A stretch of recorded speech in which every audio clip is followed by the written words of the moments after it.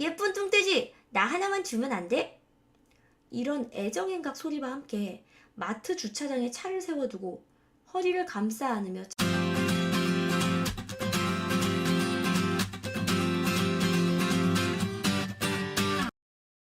안녕하세요, 이하나입니다. 오늘 읽어볼 네이트판 사연은요, 인터넷 방송 BJ와 바람난 남편, 이혼 소송 중에도 죄의식 없이 계속 방송 중이라는 제목의 글입니다. 글이 굉장히 깁니다. 그래서 성미 급한 분들을 위해 요약을 해드리자면, 말 그대로 남편이 그 BJ 관리하는 업체 쪽 일을 하다가 자신이 관리하는 BJ와 바람이 납니다. 근데 이 부부 사이에는, 아내와 남편 사이에는 아이가 둘이나 있어요. 근데 바람이 난 거야, 그 BJ가.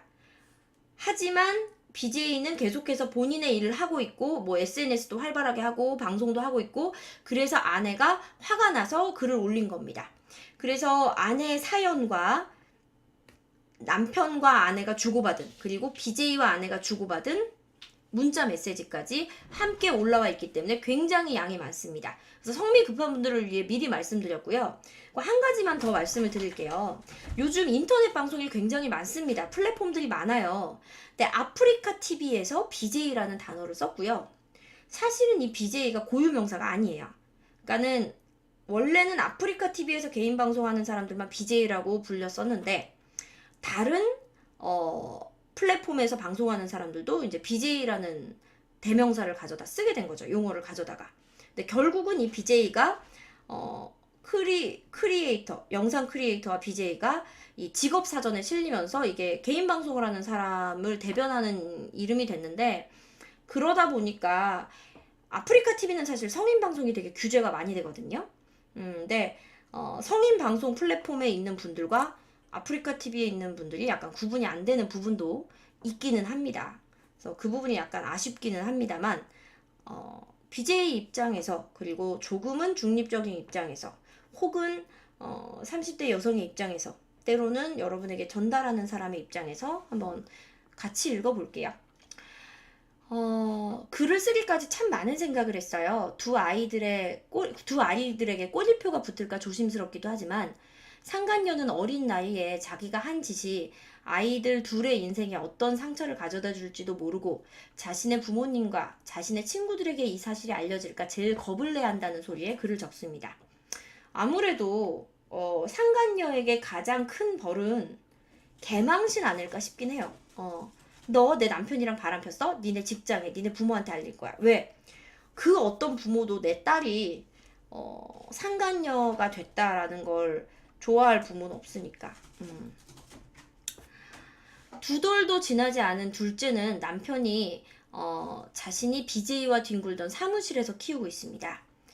그러니까 아이가 첫째는 부인이 데리고 있고 둘째는 남편이 데리고 있는데, 둘을 데려올 경제적 여유도 없고요. 제가 지금 제정신도 아닌 상태에서 큰아이를 보는 것만으로도 힘들거든요. 혹여나 둘째를 빌미로 아이들 보러 오겠다고 남편이 아무렇지도 않게 집에 들어올까봐 겁이 나는 것도 사실이에요. 두 아이가 자라면서 한부모 가정이라는 세상의 편견과 시선에 상처받을 생각하면 가슴이 미어집니다. 지금도 싸우는 모습 보면서 심리적으로 불안해하고요. 7살 아들은 손가락 10개를 빨고 일상생활을 했다가도 엄마! 저번에 아빠랑 싸우고 아빠가 왜 나 버리고 갔어? 야, 이건 마음 아프다. 7살이면 은근히 그런 거 다 알거든요. 라고 아들이 물어봅니다. 아이에게 큰 트라우마를 심어주게 한 이 상황을 만든 가해자들은 아무렇지 않은 척 잘 살고 있습니다. 이제 사건의 전말을 들어봅니다. 결혼을 하고 평범하고 소박하게 잘 살고 있었어요. 그런데 남편이 인터넷 방송 일을 알게 된 것은 일을 하다가 방송 일을 하고 있는 어떤 사장님에게 제안을 받았어요. 저는 허리디스크 시술을 2차례나 받은 남편이 안쓰러웠고 그 일을 하고 싶어 하는 것 같아서 허락을 했습니다. 또 월급도 더 많았기에 금전적으로도 남편을 믿었거든요. 근데 하기 전엔 약속을 하나 했어요. 혹시나 BJ가 좋아지거나 아니면 BJ가 당신을 좋아하게 되거나 이 사업으로 우리가 자주 다투게 되면 돈을 떠나서 일을 접기로요. 처음에는 그 사장님 밑에서 일을 하면서 스트레스도 많이 받고 상식적으로 이해가 가지 않는 공간이라면서 따로 나와서 직원 1명만 관리하면서 인터넷 방송 사업을 했습니다. 그러다 수입이 나오지 않자 낮에는 예전에 하던 일을 하고 밤에는 인터넷 방송 매니저를 하면서 생계를 유지했습니다. 그래도 책임감 있게 가정을 지키고자 해서 고마웠습니다. 인터넷 방송을 하다 보면 정말 저처럼 그냥 개인으로 나와서 방송을 하는 사람이 있고요. 에이전시 회사에 소속된 분들이, BJ분들이 계세요. 그분들은 뭐냐면 회사에서 뭔가 좀 플랫폼 선정부터 컴퓨터 세팅, 방 세팅, 그 다음에 그 BJ의 컨텐츠까지도 관여를 해요. 대신에 수입의 일부를 가져간다고 알고 있어요. 그게 회사에 소속된 BJ들인데, 그런 BJ 소속 회사들이 편집 일까지 같이 맡아서 해주면 이제 MCN이 되는 거고, 아직도 MCN은 안 하고 그 소속 회사만 있는 경우, 그래서 신입 BJ를 키우는 걸 전문으로 하는 회사들도 있더라고요. 자, 그리고 2018년 6월에 지금 사장한테 따로 나와서 직원 한 명만 데리고 있다가 다시 그 사장과 일을 하게 된 거예요. 흔쾌히 허락을 했어요. 왜냐면 1년 동안 믿음을 깨지 않았고, 둘째가 2016년 12월에 태어나고부터는 더 책임감 있는 모습을 보여주기 때문에 아무런 문제가 안 된다고 생각했습니다. 그런데 처음 사업을 시작하기 전에 시간적으로 여유가 많고 돈벌이도 된다는 거 얘기한 것과는 달리 아침 10시에 나가서 새벽 3시나 4시에 들어왔어요. 아이고. 그러면 거의 이게 흔히 말하는 독방 육아네요. 그러니까 애는 태어났어. 애가 둘이야. 근데 아침 10시에 나가서 새벽 4시에 들어와, 남편이. 그럼 집에 와서 잠만 잔다는 얘기야. 밥 먹고 자거나 씻고 자거나. 그러면 아내는 애 둘을 오롯이 혼자 키워야 된다는 거네요. 저는 첫 아이를 낳고 2개월 반부터 일을 시작했고요. 둘째 아이가 태어나기 전 일주일 전까지 일을 했어요. 임신한 상태로 일하기 쉽지 않다고 들었는데, 하지만 일도 좋았고요. 일을 마치고 남편과 저녁에 이야기하며 영화 보고, 주말에는 아이들하고 여행 다니며 그 생활에 만족을 했는데, 올 6월에 사업을 확장하면서 생활 패턴이 바뀌고 아이들을 혼자서 육아하면서 우울증까지 걸렸습니다. 여자들이 아이를 낳으면요, 그 산후 우울증도 되게 심각하대요. 그래서 온 가족들이 함께 아이 난 여성을 케어하는 것도 되게 중요하다고 하더라고요. 근데 또 아이를 새로 낳으면 아이에게 관심이 가지 그 아이를 낳은 여성에게, 산모에게 관심이 안 가서 더 산후 우울증이 심해진다고 들었거든요. 근데 이 여성분은 아이를 낳고 나서 남편이 집에 안 들어온 거야. 오전 10시에 나가서 새벽 4시, 3시에 들어온 거야. 그러니까 독방 육아에 지치면서 우울증이 온 거예요. 남편에게 우울증이 왔다고 하니까 낮에 뭘 배우던가 사람을 만나라고 하더라고요. 그게 아닌데 말이죠. 제가 혼자 있는 시간이 길어지고, 게다가 6월 15일에 새로운 BJ가 왔다면서 복덩이라고 그 BJ의 사진을 보여주면서 돈이 되겠다고 하더라고요. 제가 남편과 8년을 같이 살았습니다. 처음부터 촉이 왔어요. 아, 이 여자 뭔가 느낌이 쎄한데, 뭐 이런 촉이 왔나 봐요. 그 후 사업을 시작할 때 낮에 같이 사무실에서 일을 봐달라고 했던 사람이 그 BJ가 들어오고 나서부터는 낮에는 자기가 좀 쉬고 BJ가 사는 원룸에서 사람들이 시끄럽다고 한다면서 자기 사무실 안에 있는 방에 데려와야 되겠다고 하더라고요. 신경 쓰인다고 같은 건물이라도 다른 방은 안 되냐고 했더니 원룸 주인이 전화를 안 받는다고 하더라고요. 잠깐만요. 남편이 사무실에서 지내고 있는데 그 사무실에 있는 방에다가 BJ를 들인 거야. 이건 뭐 일을 빙자한 동거 시작인가요? 제가 너무 무리하게 생각하는 겁니까? 이건 아닌데. 아마 7월 5일 제 생일날이었을 거예요. 남편에게 그렇게 그 애를 옆에 두고 싶어? 라고 물었더니 아니라고 대답하면서도 귀가 빨개지더라고요. 그날도 부인의 생일날도 남편은 회사를 가고 저는 첫 아이와 생일을 보냈습니다. 한 번도 케이크를 빼먹지 않았던 남편이 제 생일조차 까먹었더라고요. 그렇게 의심을 할 수밖에 없는 상황을 만들어 놓고 그 BJ에 대해 얘기를 하면, 아, 왜 그 애한테만 이렇게 날카로워? 걔 복덩인데. 라고 이야기를 합니다. 가정에서만이라도 좀 쉬고 싶다고, 집에서만이라도 쉬고 싶다고, 저한테만이라도 기대고 싶다고 하더라고요. 안쓰러웠습니다. 새벽 10시에 나가서 새벽 늦게 들어오는 남편이 안쓰러워서 낮에 아이들 유치원 어린이집에 보내고 집에서 폰으로 홍보 일을 도왔어요. 아까 그 여자 BJ 홍보를 또 부인이 도와준 거야, 집에서 핸드폰으로.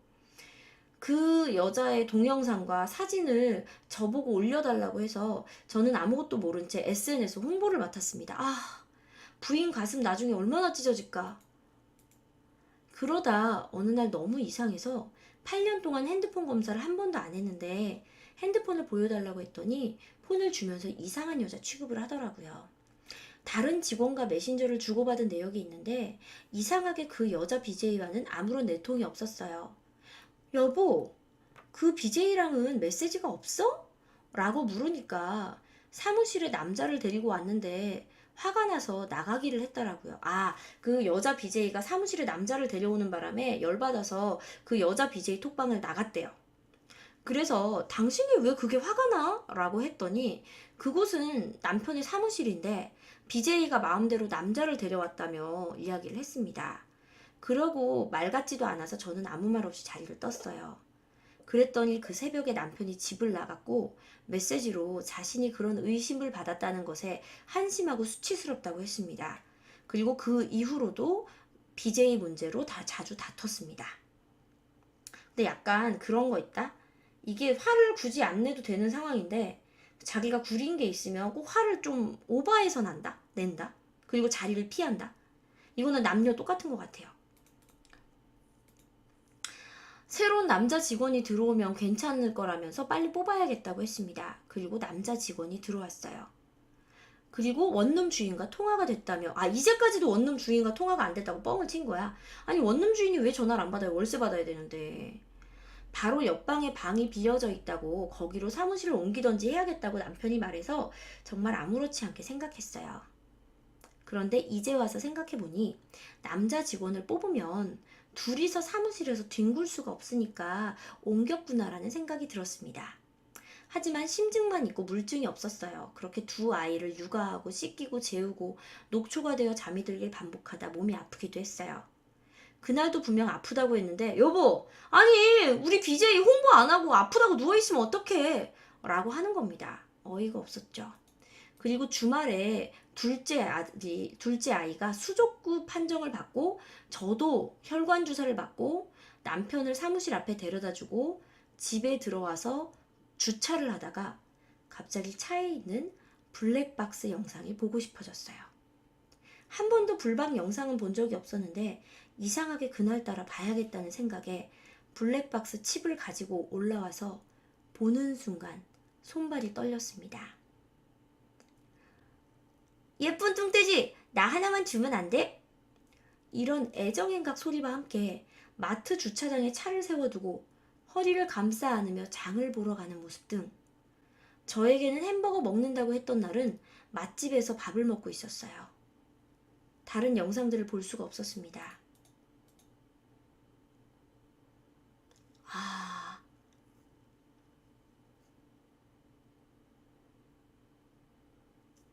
이제 부인과 남편의 카톡 내용이에요. 수염인지 수염 계속 기르고 누구누구 데려다 주고 나는 이제 너랑 연락 안 해. 짐은 택배로 니네 사무실로 보낼게. 너랑 헤어지고 남는 건 카드비 뿐이야. 월급 타면 나한테 500 넘기고 우리 정리하자. 그러니까 이제 남편이 누구누구는 내가 데리고 갈 테니까 네가 첫째는 키워. 짐은 월요일까지 뺄게. 남편이 싹싹 빈 것도 아니고 야, 둘째를 왜 내가 키우는데? 어이가 없네. 네 씨야, 더러워. 꺼져. 이제 카톡도 안 할 거고 증거자료 월요일에 제출할 거고 나 너한테 위자료 받을 거야. 뭔 직원이랑 장난친 거 가지고 지랄 연병이네. 네 맘대로 해라. 그래? BJ랑 팔짱 끼고 장 보러 다니고 허리 아는 게 장난? 그 장난 평생 치고 그렇게 살아. 부인하고 남편하고 주고받은 카톡이에요.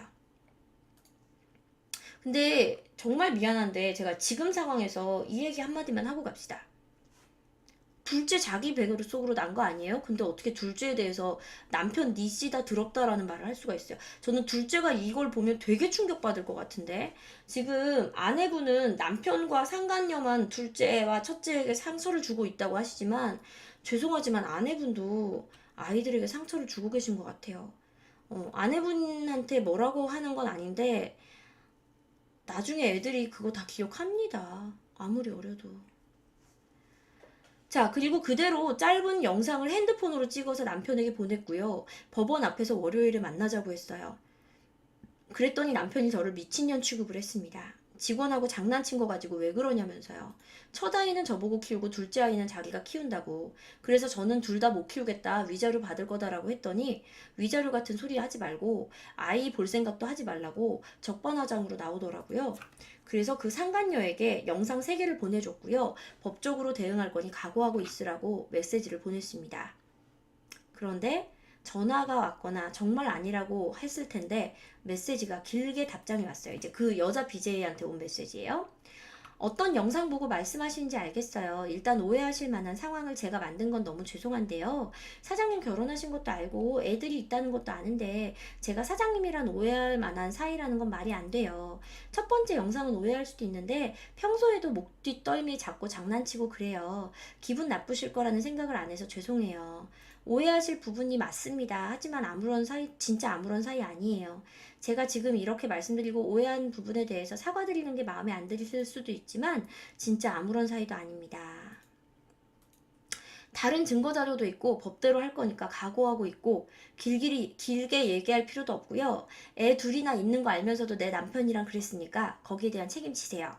장난치는 사이인데 뽀뽀해요? 행복하세요. 그 여자 BJ 매니지먼트 회사인 남편이랑 뽀뽀까지 한 영상이 있었던 거야. 그래서 부인 입장에서는 BJ에게 이렇게 길게 답변이 왔을 때 더 확실하다고 느꼈다고 합니다. 자기가 아니라면 오히려 화를 내거나 해야 정상 아닙니까? 그러네. 만약에 저도 누가 저한테 뭐 제 연예팬하고 무슨 관계 아니에요? 뭐 제 매니저하고 무슨 관계 아니에요? 라고 했으면 저는 제가 고소했을 거예요. 그냥 바로. 고소. 님 고소. 님 허위사실 고소. 님 명예훼손 고소. 저는 했을 거예요. 바로. 근데 이거는 조금 자, 계속 읽어봅시다. 저는 아이들을 시어머니께 맡기고 돌아와서 본집에 있는 남편 짐과 아이들 짐을 싸서요. 시어머니 가게 앞에 가져다 뒀어요. 그리고 일요일 낮에 남편이 미친년이가 내도 니처럼 한번 해볼까? 야, 영상 더 들고 있다. 그만 발뺌해라. 나는 자살하기 일보 직전이다. 들고 있는 게 왜? 뭐 어쩌라고? 뭐 어쩌라고가 아니라 순리대로 하는 거거든. 니도 인정하네. 인정 좋아하고 있네. 지랄 좀 그만 떨고 정리해준다는데 아까 남편은 부인을 잡을 생각이 없어 지금 이혼하겠다는 거예요. 집 다 양도하고 사라질 거니까 법률사무소랑 얘기해. 위자료도 받을 거야. 내 새끼들 내 가정 다 파타는 그 상간녀한테도 받을 거야. 자, 여기 상황에서 제가 말씀을 드리자면 간통죄는 없어졌습니다. 하지만 상간녀에 대한 위자료 소송이 살아있어요. 그리고 간통죄가 없어졌다고 해서 무조건 우리나라가 불륜에 대해서 관대해졌다라고 생각하시는 분들이 계신데요. 그건 아닙니다. 왜냐하면 간통죄가 있었을 때는 남편과 바람핀 여자에 대해서 처벌을 하려면 그리고 남편을 책임을 물으려면 간통에 대해서 무조건 이혼을 해야 했어요. 그러니까 남편과 나는 이혼하기 싫어.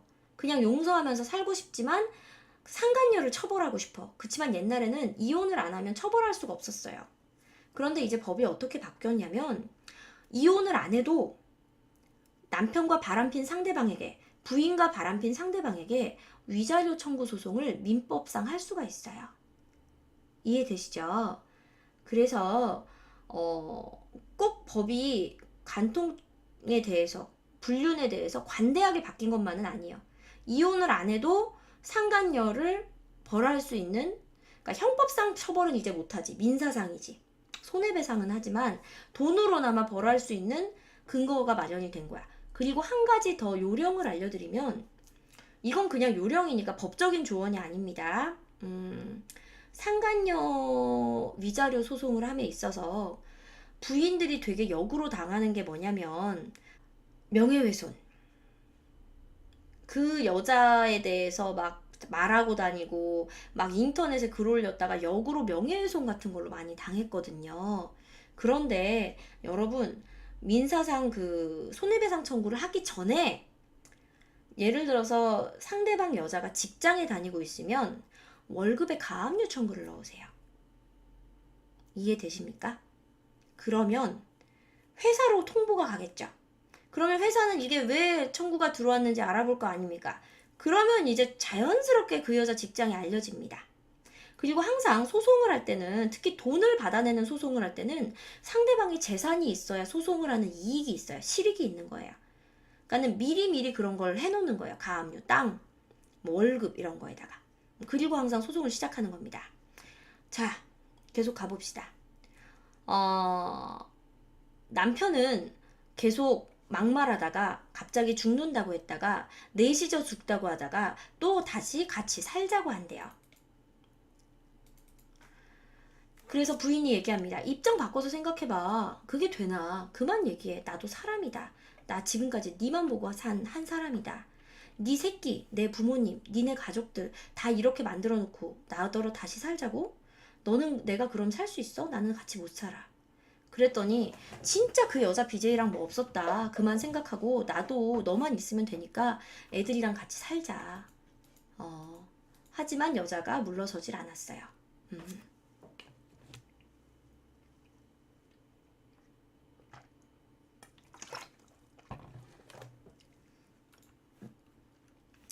계속 갑니다. 네. 그래서 남편과 여자의 부인의 남편과 아내의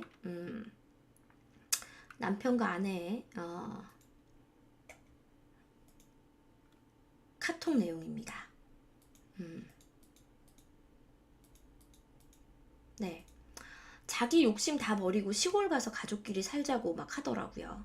죗값 받으라고 했더니 밤 8시에 애들 재우고 자기 죽을 테니까 애들 잘 키우라고 하더라고요. 그리고 8시에 정말 애들을 데리고 가져다 놓았던 짐들 다 가지고 왔습니다. 남편이 제정신이 아니었어요. 나가라고 애들 앞에서 싸우는 거 보여줘서 애들한테 트라우마 생기게 하기 싫다고 나가라고 했더니 잘못했다고 실수했다고 눈물을 보이면서 창문 열고 뛰어내릴 생각을 하더라고요. 나는 죽었으면 벌써 어제 100번 넘게 죽을 생각했다. 남편이 뭐든 할 수 있다고 우리 가족 파탄 나는 게 무섭다고 하길래 그 짓 할 때는 애들 생각 한 번도 안 났냐고. 그래, 왜 바람 피고 나서 후회하냐고. 그래서 2돌도 안 된 애를 놔두고 어떻게 그럴 수가 있냐고 분노가 폭발했습니다. 남편에게 그 여자에게 전화해도 되냐고 했더니 하랍니다. 그래서 제 번호를 하니 안 받길래 남편 폰을 달라고 했더니 그 순간 메시지가 그 여자에게 오더라고요. 그 여자 BJ한테 남편한테 카톡이 온 거야. 일어났어요? 통화되면 전화 좀 주세요. 자고 있었어요. 통화될 때 전화 주세요. 오빠 와이프분 전화 오는데 이 전화 받아야 돼요. 진짜 여자 진짜 빡치겠다. 빡칠만 하다 이거는. 그래서 제가 그 여자한테 전화를 했어요. 저기요! 했더니 네 하더라고요. 지금 뭐 하자는 건데요? 했더니 제가 어제 아니라고 설명을 드렸는데도 그렇게 말씀을 하시잖아요. 아니, 남편 폰으로 전화했는데 받아놓고 저렇게 얘기를 한다는 것조차 이해가 안 갔습니다. 그래요? 그런데 어떡해요? 남편이 얘기 다 했어요. 당신이랑 잠도 잤다고. 했더니 한동안 말을 안 하더라고요. 자기도 뒤통수 맞았겠죠. 왜 대답을 못해요? 혼자 잤어요? 대답해봐요. 했더니 아니라고 하라고 해서 아니라고 얘기를 한 것뿐이에요. 남편이 BJ한테 아니라고 얘기를 하라고 해서 BJ가 아니라고 얘기를 했대. 얘 또 여기서 실토했어. 확실한 건 이 BJ도 똑똑한 BJ는 아닙니다. 맞아요. 애 둘 딸린 남자가 다가올 때는 안 하면 안 해야 된다라는 생각 못했어요. 왜 대답을 못해요? 좋았어요? 했더니 말을 안 하더라고요. 하나만 물을게요. 오빠 좋아해요? 애 둘이라도 괜찮아요? 대답해봐요. 애 둘이라도 괜찮아요? 했더니 죄송합니다 하더라고요. 화가 났어요. 애 둘도 못 키운다는 그 애한테, 한 달 반 만난 애한테 제가 그동안 지켜왔던 8년간의 가정이 무너진다는 사실이. 죄송합니다? 죄송합니다. 야, 너 지금 죄송합니다? 내가 죄송하다는 말 들으려고 전화한 줄 알아? 애 둘이라도 괜찮다 해야지. 감당 못할 거 내 남편하고 왜 시작했는데? 너랑 내 남편 죗값 받을 거 꼭 달게 받게 할 거야. 했더니 네 라고 하더라고요. 그리고 남편에게 나가라고 했습니다. 남편은 같이 살자입니다. 첫 아이는 불안해서 왔다 갔다 하고 둘째 아이는 울고 죽고 싶었습니다. 제가 잡히지 않으니 남편이 아이들과 여기서 살게 해달라고 내일까지 집 보증금 넣어주겠다고 하더라고요. 그래서 알겠다라고 말하고 남편이 애들이랑 아이들하고 그 집에서 살겠다고 부인더러 나가라고 그랬어. 그래서 이제 부인이 짐 챙겨서 나오는데 첫 아이가 엄마 나 양치질 잘하고 세수 잘하고 동생 잘 돌볼 테니까 내일 자고 나면 내 옆에 와 있어. 어떡해. 첫아이는 지금 이거 다 기억을 하고 있어. 아, 이 글이 진짜 주작이었으면 좋겠다.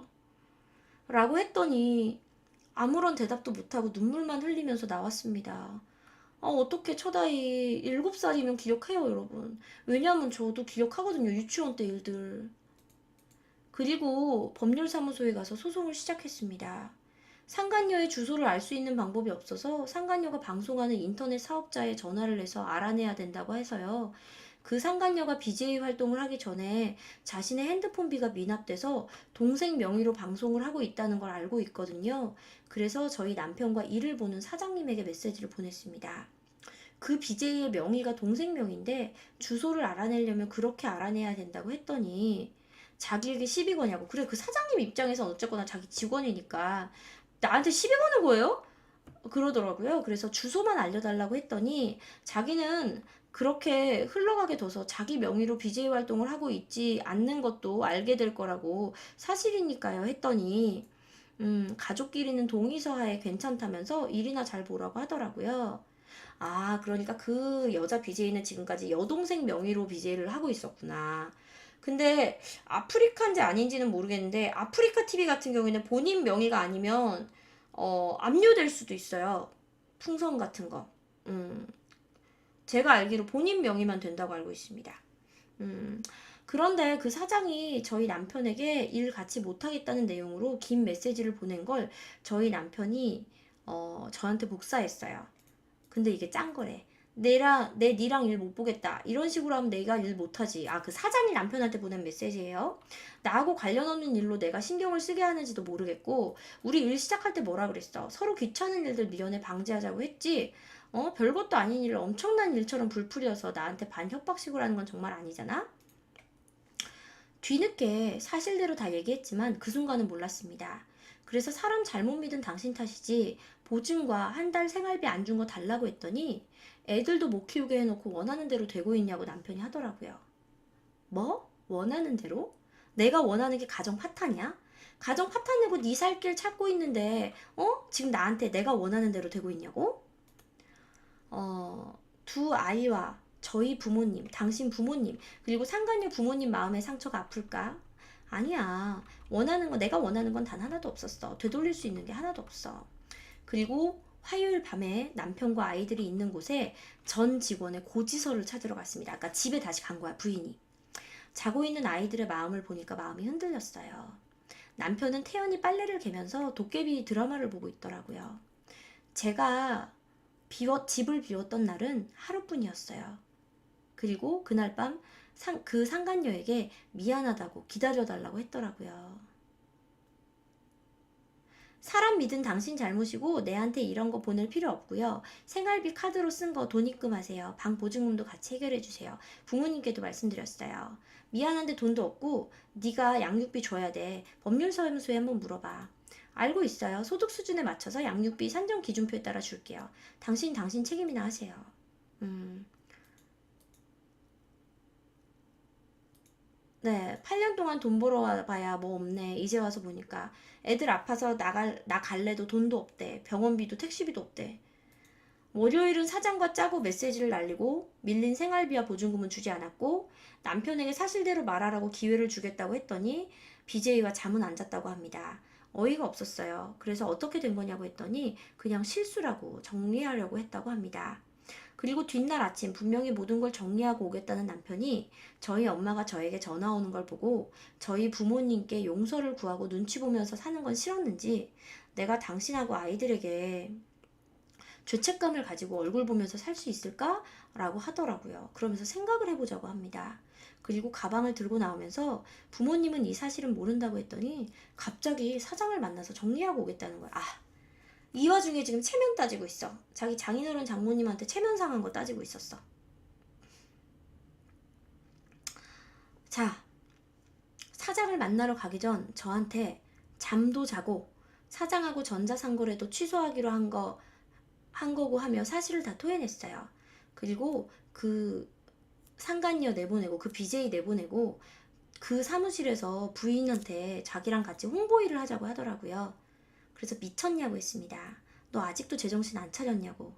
그랬더니 아니라고, 다른 곳에 가서도 가정을 위해서라면 어떤 일이든 할 수 있겠다고 하더라고요. 그래서 저는 돈 안 준다고 하면 안 받아와도 되니까 그 건물에 있는 상간녀 좀 만나지 말고, 그 여자 BJ 만나지 말고 내 앞에서 전화로 정리하라고 했습니다.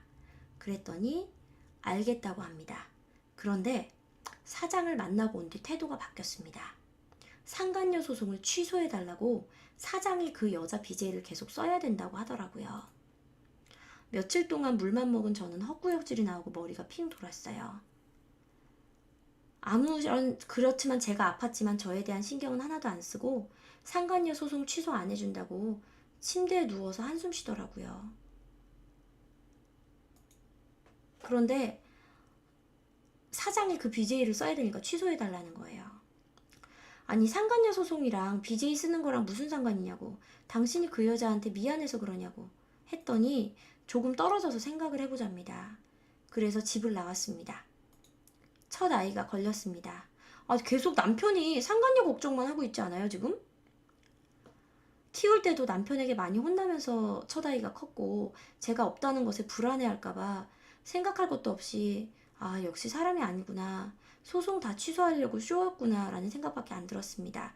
그래서 첫 아이를 데리고 나왔습니다. 그래서 부인이 첫 아이를 데리고 나온 거구나. 남편한테 평소에도 많이 혼나서. 근데 첫 아이 아까 얘기한 거 들어보니까 좀 철이 든 것 같던데, 7살에 벌써. 친정 앞에 도착하니 남편에게 전화가 왔어요. 첫 마디가 당신 뭐 하자는 거야? 여전히 당당합니다. 정리하자고 둘째랑 내일까지 방 빼라고 했습니다. 그리고 한숨만 쉬더니 전화 끊었습니다. 그러더니 뒷날 아침에 간 보더라고요. 나 대출 받으러 갈게. 카드값이 얼마예요? 진짜 남편이 사람이 아니구나 싶었습니다. 제가 친정에 있다는 걸 알면서 같이 살려고 했다면 저희 부모님 앞에서 용서를 구하고 쫓아왔겠죠. 저한테 한 달을 빌었습니까? 일주일을 빌었습니까? 부모님 앞에 무릎이라도 꿇었습니까? 그냥 시궁창을 택한 거죠. 그래서 짐을 뺀 뒷날 8월 3일 아들의 생일이었는데요. 집에 있는 에어컨을 떼갔습니다. 이 남편 뭐야. 집에 있는 에어컨을 떼어갔어. 이 와중에 한 푼이라도 건지겠다고. 그리고 컴퓨터 책상과 의자도 가져갔습니다. 사무실에 다시 들어간 거죠. 와. 그 상간녀는 그리고 그날부터 다시 방송을 시작했습니다. 아무렇지 않게 SNS에 사진과 동영상을 올리며 아무리 나이가 어려도 저 같으면 자기 때문에 가정이 파탄났으면 사랑하는 남자를 위해 가정이라도 지키게 해줬을 텐데 그 일도 죄책감에 못 하고 있었을 텐데 말입니다. 처자이는 아빠 출장 가서 언제 오냐고 묻고 동생은 아직 아프냐고 묻습니다. 이제는 처다이에게 말해야 될 것 같습니다. 솔직히 일이 터지고 2주 정도 둘이 알아서 정리하고 용서를 구할 줄 알았어요. 그래서 소송도 늦게 미루고 있었습니다. 남편에게서 카톡이 왔어. 내가 잘못했다는 거 압니다. 내 죄책감에 지금 당장은 같이 살기가 힘들어요. 내가 양육비 줄게. 당신은 우리 애들 키워줘요. 그리고 내가 정말 당신을 맘 편히 볼 수 있을 때 그때 내가 돌아갈게. 뭐? 당신이 화가 풀리면 돌아갈게. 당신이 나를 용서하면 돌아갈게요가 아니라 남편 자기가 마음에 풀리면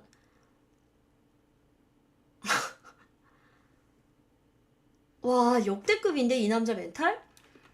한 번 의리를 내가 깼지만 두 번째는 꼭 지킬 테니까 주말에는 우리 애들 내가 볼 수 있게 허락해 주세요. 애들을 못 봐서 힘들어서가 아니라 당신이 소송을 건다고 해서도 아니고 당신이 기다리다가 남자가 생긴다고 해서 그만할 것도 아니고요. 그냥 마지막 부탁이에요. 아닌 것 같은데? 그냥 소송할까봐 일주일마다 한 번씩 와서 감시하는 것 같은데? 와... 제가 바람을 핀 건가요? 애들을 데리고 기다리겠다가 아니고 뭐요? 자기가 맘 편할 때 놀러 온다고요? 어이가 없었습니다. 당장 용서를 구해도 받아주지 못할 판에 진저리가 나더라고요. 그저께 남편이 그 여자랑 정리했고 저한테 다시 홍보일 해달라고 할 때도 어이가 없었거든요. 그래서 제가 그랬어요. 그 일을 당장 그만두지 않으면 당신이랑 살 마음이 없다고. 그 사람은 허리가 아파서 약을 먹으면서 하루하루 보다. 허리가 아픈데 그건 어떻게 했대? 허리가 아픈데 바람은 어떻게 폈대? 둘째 아이는 말은 못하겠지만 자기도 계속 환경이 바뀌고 엄마랑 오빠는 없고 아이는 또 딸이야. 어린이집도 갑자기 옮기고 해서 많이 불안할 겁니다. 아이들의 정서적인 문제보다 자기 잘못을 회피하고 자신의 앞날의 돈만 생각하는 남편, 그리고 그 남편의 옆에는 상간녀도 있겠죠. 그저께 저녁에 그 여자 엄마와 동생을 만났습니다. 엄마 대 엄마로서 집 주소를 알고 있었지만 가지 않았었어요. 상간녀가 알아서 정리할 때까지 말하고 싶지 않았어요. 저와 저희 부모님 마음과 같을 테니까요. 아니나 다를까. 그러니까 그 BJ 엄마를 만난 거야. 이성적이시다가 한참 울더라고요. 동생은 엄마가 불쌍해서 엄마는 자기가 애를 잘못 키웠다고 미안해 안 하셔도 된다고 했지만 22살짜리 딸아이의 인생이 걱정된다고 하면서 울더라고요. 맞습니다. 정말 사람으로서 그 여자가 싫고 믿고 용서도 구하지 않고 뻔뻔하고 두 아이가 있는 가정을 파탄내는 것에 대해서 화가 났지만 그 여자의 인생도 불쌍하다는 생각이 들었어요. 그래서 그 여자 엄마를 붙잡고 셋이 펑펑 울었습니다. 아셔야 될 것 같아서 말씀드린다고, 두 아이까지 키워줄 수 있다고 뒤에 얘기를 했다고. 제 남편은 제게 사실대로 말할 때 그 여자에게 미안해서 시어머니께 돈을 주고 맡기려 했다고 하더라고요. 말이 안 맞는 게 제가 안 잡히니까 그 여자는 보험이었고, 안 잡히면 어떻게든 반성하고 가정을 찾으려고 하는 게 맞는 건데, 그게 아니라 지금 그 여자, 그 BJ한테는 야, 안 되면 니네 엄마한테 애 키워달라고 하라까지 벌써 말이 됐던 거예요. 와, 근데 그 여자 BJ가 22살이에요. 띠동갑이 없는데 남편이랑? 남편이 아까 30대잖아요. 그죠? 이제는 아이들의 아빠로서도 포기를 하네요. 사람으로서도 포기를 했네요. 자, 남편한테 하는 말이에요. BMW를 타고 다닌다고 당신의 죄가 없어져요? 당신이 돈을 많이 번다고 당신이 잘 사는 걸까요? 아니에요. 그런 더러운 사상을 가지고는 당신은 세상을 얘기할 수 없어요. 그리고 당신을 도와주고 당신의 편이라는 사람이 과연 당신의 편일까요? 당신 편이라면 당신 부모 같은 마음을 가져야 당신 편이죠. 어떻게든 가정을 살릴 생각을 해줘야 되는데 당신을 자신 편으로 만들려고 하는 건 당신 편이 아니에요. 평생 그렇게 그 속에서 사세요. 어, 그리고 22살 BJ야. 어머니하고 동생 보니까 마음이 아프더라. 네가 10달 동안 아이를 직접 뱃속에서 품지 않아서, 엄마가 안 돼봐서, 진정한 사랑을 해보지 않아서 모를 거야. 네가 저지른 행동이 얼마나 큰 죄인지. 지금은 몰라도 돼. 그치만 살면서 네가 결혼을 했다고, 네가 아이를 낳을 거고 가정을 만들면 뼈저리게 느낄 거야. 그때 빌어. 긴 글 읽어주셔서 고맙습니다. 저라도 정신 차리고 잘 살게요. 라는 내용입니다. 네, 어디 BJ라는 이야기는 나온 게 없고요. 22살 여성 BJ이고 회사에서 좀 뒤를 돌봐주는 BJ인 것 같아요. 자, 채팅창도 오픈해 놓을게요. 자, 댓글 한번 봅시다. 댓글은 일단 읽기가 힘들다는, 이 글이 사실 굉장히 마음 아픈 글인데 아내분이 너무 흥분을 해서 썼는지 할 얘기가 너무 많아서 그랬는지 읽기가 좀 힘들었어요. 제가 영상으로 만들었습니다. 가독성이 떨어진다는 이야기가 베스트 댓글 3개라 너무 마음이 아팠습니다. 저는 진심으로 당신의 가정이 깨진 거에 대해서 너무 안타깝게 생각하고 조금이라도 가독성을 높이고자 만들어 봤습니다. 인터넷 방송 BJ랑 바람이라니, 세상에 제정신 아닌 사람이 너무 많아요. 정신 차리세요. 정신적으로 힘내세요. 정신적으로 육체적으로 강해져야 돼요. 네, 너무 안타까워요. 그런데 가정을 파탄낸 사람은 남편이에요. 부인과 아이를 배신한 사람도 남편이에요. 첫 번째 죄인은 남편입니다. 힘내세요. 저는 죄인은 둘이라고 생각해요. 손뼉도 마주쳐야 소리가 나는 거고, 아무리 그 22살 BJ가 어리다고 하지만 그래도 본인의 정조관념은 있어야죠. 22살이니까 남자랑 잘 수 있어요. 성인이니까. 근데 적어도 애 둘 있는 유부남과는 자면 안 되지. 내 돌싱이라도 내가 이해한다. 근데 유부남은 아니에요. 진짜 아닙니다. 그건 아니라고 봐요.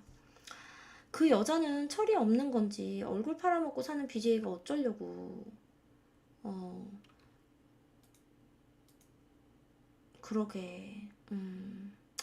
여기다가 글 못 쓴다, 가독성 떨어진다 하는 사람들 뭐 하는 사람들인가요? 자기가 못 읽는 걸 이분한테 뭐라 하자니요. 진짜 글을 못 썼더라도 굳이 이 글에다가 가독성 떨어진다, 읽기 힘들다, 위로해주진 못할 망정 그런 소리 하면 안 되죠.